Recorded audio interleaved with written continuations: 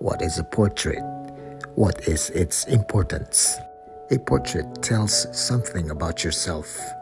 It evokes memories and stories and affirms connections and relationships. For an old portrait, it becomes a bridge to the past, a testament to history, culture, and ancestry. Okay, so one of the things about this, since the idea that you know your great grandmother, right, it gives you a sense of continuity for your family, and it also gives you a sense of place, and it gives you a sense of, of belonging to a big family, right? And it gives you the idea that, hey, today you're important in that respect, right? So you have a sense of history that way. My great-grandmother had died many years ago before I was born. Her old portrait reminds and connects me to her, even if I knew her only through stories handed down through generations in the family. Now, I'm doing this story to pay tribute to her. The lady in the portrait is Dona Soterania Puzon y Quintos de Ventenilla. She is from Mga Tarem in the province of Pangasinan in the Philippines. She was born on April 15, 1865. She is Banyang to her grandchildren. Bai means grandmother in Pangasinan. Her husband is Don Ramon Ventenilla or Lucky Ramon. Lucky means grandfather in Pangasinan. They had 5 children, Jose, Nieva, Juan Esteban, and Elias. They had another son, Eding, who died when he was 2 years old due to illness. Banyang is said to be a religious woman. She had a knack for business, good judgment, and foresight. She was a woman ahead of her time. Like her husband, she gave a premium to education. Lucky Ramon himself is a graduate of bachelor's degree in arts and letters from the University of Santo Tomas. He was fluent in written and oral Spanish. Banyang and Lucky Ramon bequeathed the best education to their children. Margarita Ventenilla Hamada is a granddaughter of Banyang and Lucky Ramon. She is an educator, book author, and owner of 2 schools in Pangasinan.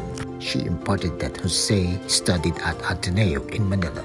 Jose later on helped manage the family's land holdings and other properties in Mga Tarem and the neighboring town of Aguilar. Nieva or Ibay studied at Assumption in Manila, then called Colegio de la Asunción. She married Dr. Jose Sison Sr.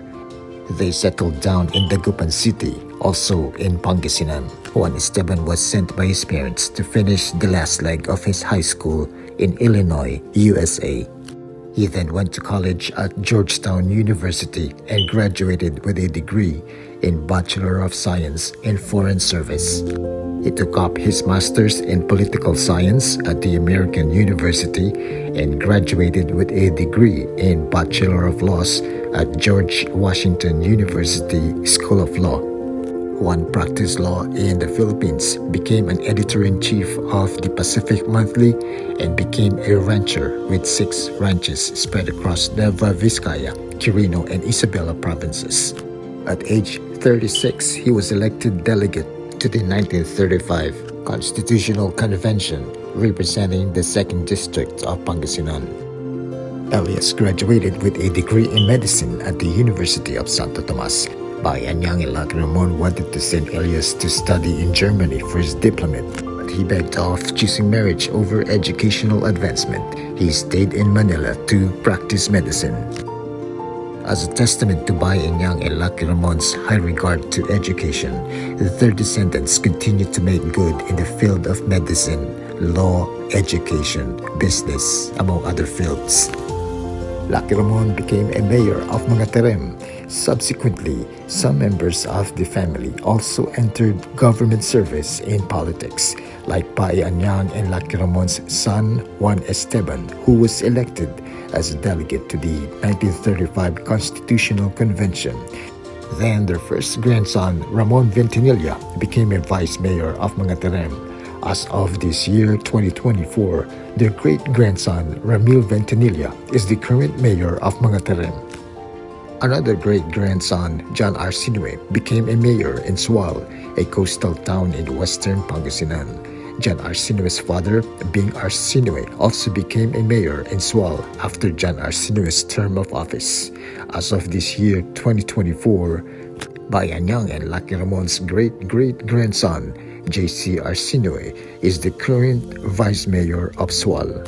In the United States, another great-grandson, Jose Sison Esteves, was elected mayor for multiple terms. Jose Sison Esteves held office as mayor in the city of Milpitas in the Silicon Valley in California. Banyang is related to Philippine national hero Dr. Jose Rizal.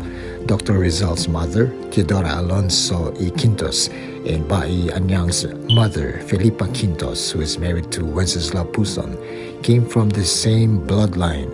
They were both direct descendants of Manuel Quintos, an erstwhile mayor of the town of Lingayen, also in Pangasinan. In 1892, the family commissioned Dionisio de Castro to do a portrait of Banyang. She was then 27 years old. In 1981, Banyang's portrait became a part of the Central Bank of the Philippines art collection. In 1985, the Central Bank of the Philippines under Dr. Jaime Laya included Banyang's portrait in an exhibition tour to the United States, particularly at the Pacific Asia Museum. In 1994, the Philippine Postal Corporation minted and commemorated a postage stamp of Banyang's portrait during the Postal Corporation's celebration of Philatelic Week. Banyang's portrait had been featured in both published and digital books. Some of the books included Di Kayamanan, a book published by the Central Bank of the Philippines, also the Encyclopedia of Philippine Art by the Cultural Center of the Philippines, and Tanaw, Perspective on the Bangko Sentral ng Pilipinas painting collection. In 1999, Banyang's portrait was also featured in the weekly news magazine of Sunstar Pangasinan Daily. In my research online, I came across websites that featured Banyang's portrait. This includes a feature which is under the auspices of the Japan Foundation, written in Nihongo, complete with Banyang's portrait. Writer and scholar Andre Magbantay said in his article that Banyang's painting may be considered as a priceless artifact. He described Dionisio de Castro's technique as miniaturismo, which gives great focus to the fine details of the attire, from the weaving to the accessories. Writer Santiago Pilar, in his article in the Encyclopedia of Philippine Art, described Banyang's portrait as one of the most outstanding 19th century portraits.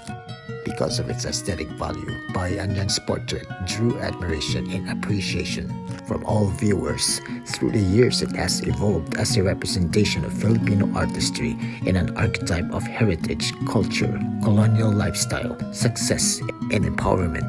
Yes, so one of the things about the portrait is that does it represent her economic success for the family? Does it represent the beauty of her time to your family, and how important was she?